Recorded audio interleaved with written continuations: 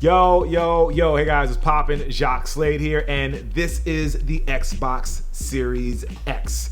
Just a quick disclaimer, I received this console from Microsoft as part of their preview program, and everything you see here is not based on final hardware or software. I didn't trade some Union Jordans to get into the program. I am but a sneaker unboxing guy who also happens to love tech and gaming. And right now, as we are less than a month away from launch, I don't think a pair of Unions is worth the hype this thing has been generating. I do think the Series X represents a leap that we've been waiting on for quite some time, especially in one very, very important category. So before you start to ask what time I like to live stream and what my favorite Fortnite emote is, you should know that I am what they would call, I would say, a casual gamer. I've loved video games for as long as I can remember, and I have very fond memories of Halo 1 LAN parties and Emergence days during my younger years. I keep track of the big news, and I have been fortunate enough to attend E3 the past few years, mostly to interview athletes and celebrities about the intersection of sneakers and gaming and whatnot.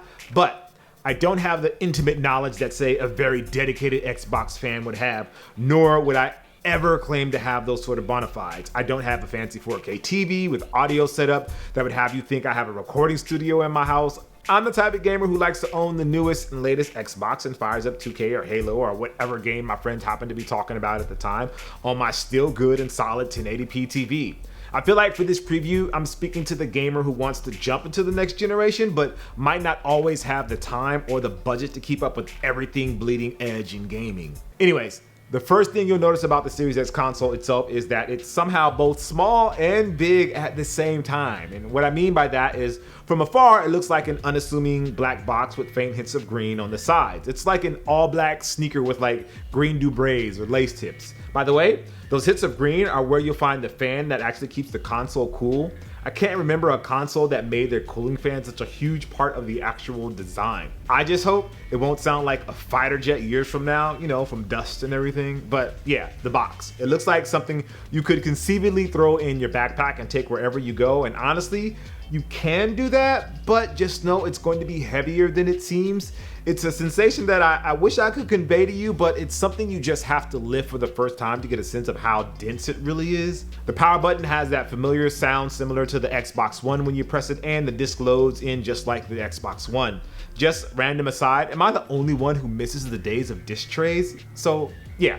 If you have discs for your original Xbox or 360 or One games and they're backwards compatible, they will install onto the game's hard drive. For example, my copy of Panzer Dragoon Orta and Red Dead Redemption installed via a download from the online store when I inserted their respective discs. However, when I inserted disc 1 of Red Dead 2, it was pulling the data from the disc, and that took longer than any single game I downloaded that I either owned or was on Game Pass, including the Master Chief Collection, and that has reach in ODST now. The back includes a port for the power cable that thankfully doesn't come with a power brick, an HDMI 2.1 out for your ultra high speed cable, and an Ethernet port for a wired connection, which I would absolutely recommend when you're downloading 60 gigabyte games, 2 USB ports, and a slot for the 1 terabyte expansion memory, which Microsoft also provided for us.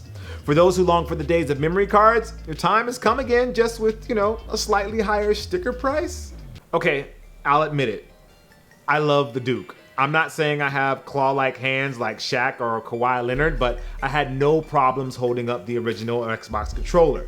It had a form factor that I actually quite enjoyed, even if it took a while to get a hang of those white and black buttons. But I also became a fan of the Controller S update, and then eventually the Xbox 360 and Xbox One controller.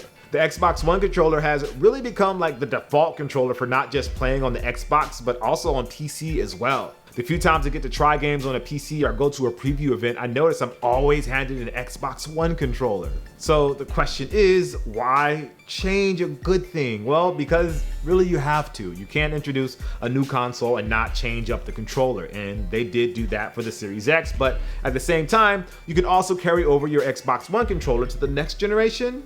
That's kind of a big deal.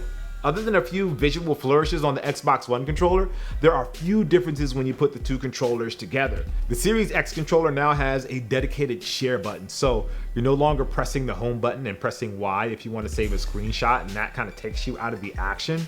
I didn't think I would actually like the new D-pad with its 8-way disc that was not unlike one of the options found on the Xbox One Elite controllers, but It seems like they learned some lessons from people who had elite controllers, because the D-pad on the Series X controllers are fun and clicky, and sorry, I'm one of those people who actually enjoys hearing the clickety clack, and I found myself messing with the UI a little too much really just to hear it. And now for the part that actually blew me away about the Series X. More than really anything else, it was just how fast this thing is. Like I mentioned earlier, I'm a gamer from way back, and one of the things that we took for granted in the days of cartridges was how fast everything loaded. Getting from company logo to title screen to action was a matter of seconds. I didn't even see a now loading screen until we got to disc-based games, and we've wasted so much time ever since. You know those ads or infographics that tell us how much our lives we've wasted in traffic or waiting in line for something? Well, the amount of time I've wasted waiting for a game to load or the next stage to start has to be in months, if not years by now. And not only that, it probably doesn't do wonders for my mental health when most of the time I'm waiting for something to load, I'm doom scrolling on social media. Even when I boot up the Xbox One X, it takes over a minute to get to the dashboard, and in that time, I've already rolled my eyes at something stupid on Twitter. The Series X, it does it in seconds, so goodbye phone. Now, if you take a look at the Series X dashboard, it will feel familiar. That's because it's basically the same thing with some minor changes. Microsoft has said this is not the final build, so expect there to be some more tweaks at launch, but just like the controllers, if you showed me a screenshot of the One X dashboard and the Series counterpart, I really couldn't tell which was which, but that's where similarities end, because again, the Series X is fast. Even something as simple as browsing my games and apps tab is a breeze on the Series X, while the One takes time to load the individual titles. And add to that the clicky sounds of the controller makes, see, now I feel like I'm holding the Series X back from loading up a game because I actually enjoy flipping through the menus and tapping on the D-pad. Okay, so I guess we have to talk about the games now. God, I really love that controller. Anyway, so now, not only are the menus fast for the Series X, but so are the games themselves. Microsoft is calling it Advancement Velocity Architecture, which sounds like the 2020 equivalent of blast processing. Shout out to my Sega folks. But it's more than marketing. Everything really is faster on the X. It uses a custom NVMe SSD, which is a huge step forward from the One X. This allows for not only game storage, but it also allows for developers to offload some of the burden that would be on the Series X's CPU onto the SSD. So in sneakerhead terms, this would be the equivalent of like having your entire sneaker collection flying at you like in the Matrix, instead of having to go through your closet and wasting 20 minutes digging through boxes to find the right pair. The 1TB expansion card by Seagate also has the same built-in NVMe SSD, so everything is really seamless. Other than asking you when you download a game if you're sure you want to install it on the card, you wouldn't know the difference. Now, I'm sure there are some PC people out there watching who are like, oh yay, you finally on our level, to which I would say, yeah, fair, but does your controller do the clickety-clacky? I mean, I guess it does, because the Series X will actually become the next default PC controller too, but anyways, the games. As of this recording, we only have access right now to a few next-gen games, Dirt 5 and Yakuza Like a Dragon. They were built from the ground up for Series X since they both have Xbox One versions, but the load times for both of those games is, it really is like the feeling when you upgrade to a new phone after a few years and you see the apps that once took a while to start now work in a snap. Loading saves on Yakuza was so fast that I can't imagine going back to the previous generation ever again. And of course, visual upgrades for Series X are substantial. That is, if you want the visual bump. So one of the trends we've started to see in even current gen games is the option to either prioritize a better image quality or higher frame rates. If you choose the better visuals, the game will look amazing, but there is always the chance that it will chug or even slow to a crawl in some spots. It's something PC gamers have dealt with for a while now. They can get right down to the minutia of the lighting and the fog settings. It's a little more cut and dry for the Series X, at least for now. For example, in Dirt 5, the game runs smoothly and beautifully for most races, but when you're either in very dense areas or get involved in a pileup with other cars, the frame rate will chop up a little bit. It won't slow down or anything drastic, but it does make for a slightly rougher experience and can be disorienting, especially in a tight race. But if you choose a higher and steadier frame rate, the races are buttery smooth even in the most congested of areas. The trade-off is that the game looks like, well, an Xbox One game. That's not even meant to be an insult, but you do notice the difference. This also applies to Yakuza Like a Dragon. The game actually has 3 options: normal, which I guess is basically how it would look on an Xbox One, high frame rate, and high image resolution. If you pick high image resolution, the game looks noticeably better, and subtle things like street signs are easier to read and the lighting and colors are more vibrant. There are slight hiccups in some of the battles with random scrubs, but nothing that was so jarring that I would even consider the high frame rate option, which bumps the visuals down significantly. I'm not sure if the high res mode holds up in other parts of the game because we were only allowed to play a small portion in the middle of the story, but I played in high res mode the whole way through.